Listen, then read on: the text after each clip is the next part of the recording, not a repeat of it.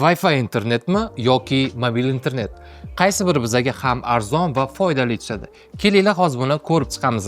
Yaqinda bitta tanishimning uyiga bordim va undan Wi-Fi parolini so'radim. U aytdiki, anchadan beri Wi-Fi internetini ishlatmayotgan ekan.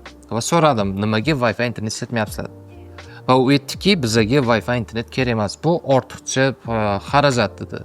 Keyin so'radim, nimaga desam, ular aytishi bo'yicha oilaviy hammasini o'zini mobil internetni o'ziga yetib ortayotgan ekan va hech qanaqa Wi-Fi internetga ehtiyoj sezmayotgan ekan. Va shuni ularga aytdim men, Wi-Fi internetni bu nafaqat sizlarning internet megabaytlarni tejaydi, balki u sizlarning telefoninglarni qizib ketishi va yonqisi tushib ketishini oldini oladi. Kelinglar, men sizlarga hozir Wi-Fi interneti bilan mobil internetning plus-minuslarini ketma-ketlikda tushuntirib ketaman. Mobil internet pluslarini gapiradigan bo'lsak, birinchi pluslardan bittasi bu internetni istalgan paytimizda yoqib o'chirishimiz mumkin. Hech qanaqa Wi-Fi modemlarga ehtiyoj sezmaymiz. Ikkinchi pluslardan bittasi bu telefonimizni Wi-Fi modem sifatida ishlatishimiz mumkin. Ya'ni точка доступni yoqib Wi-Fi qilib ishlata olamiz. Va uchinchi pluslardan bittasi bu megabaytning arzonligi. Misol uchun qaysidir tarifda 40 ming 50 ming to'lab bir oyga yetadigan bemalol internet ishlatsangiz bo'ladi. Faqat bitta o'zingiz. Mobil internetning minuslariga keladigan bo'lsak, bu birinchi o'rinda internetning nostabilligi. Ba'zi joylarda E bo'lib ishlashi mumkin, ba'zi joylarda 3G va ba'zi joylarda LTE. Bunga kafolat yo'q. Ikkinchi minuslardan biri nostabil pingi. Onlayn o'yinlar o'ynayotgan paytingiz pingingiz istalgan diapazonda o'ynab ketishi mumkin. Va uchinchi minuslardan biri bu telefoningizni akkumulyator yonqisini tez tushib ketishiga sabab bo'ladi. Mobil internet ishlatayotgan paytimiz bizani akkumulyatorimiz va telefonimiz juda ham katta miqdorda energiya talab qiladi. Va yana bitta minuslardan biri bu telefoningizni tez qizib ketishi. Katta energiya talab qilgandan keyin avtomatik tarzda telefoningiz ham qizishni boshlaydi.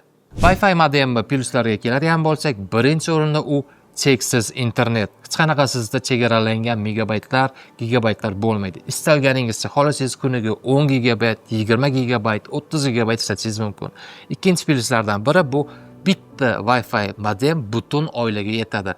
Uchinchi pluslardan biri bu sizga internet provayderingiz bepulga 200 ga yaqin telekanallarni ham hadya qilishi mumkin.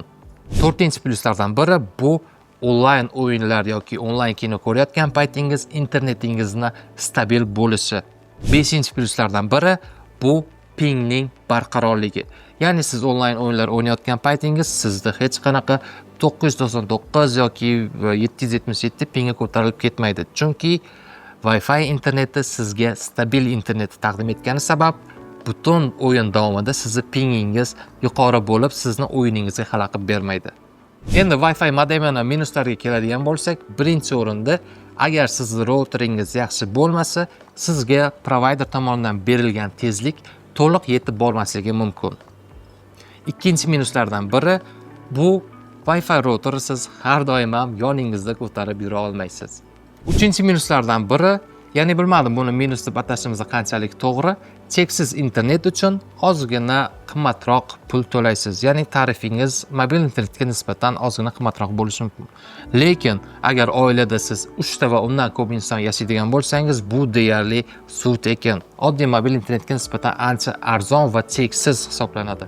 Umumiy xulosaga keladigan bo'lsak, baribir Wi-Fi internet bizga ancha arzon tushadi va ancha qulay. Va o'sha sherigimga boshida aytganimdek, o'zimni tanishimga ham xuddi shu maslahatlarni berdim.